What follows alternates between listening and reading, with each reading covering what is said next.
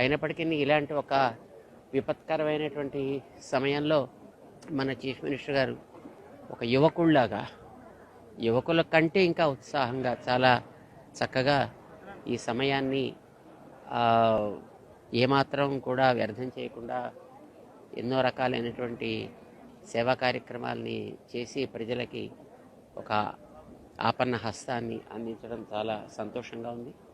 వారికి మేము ఆరోగ్యంగా ఉండాలని, ఇంకా ఇలాంటి కార్యక్రమాలు చేయగలిగే శక్తి భగవంతుడి ఇవ్వాలని మంగళాశాసనం చేస్తున్నాం.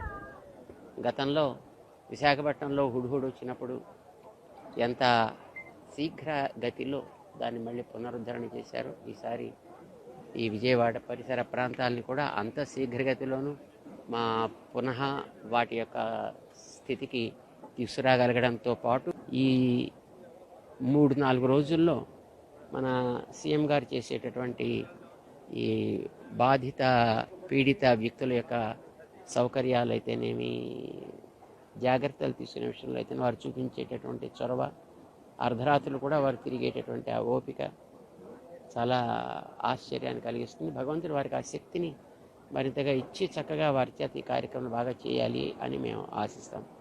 జై శ్రీమన్నారాయణ.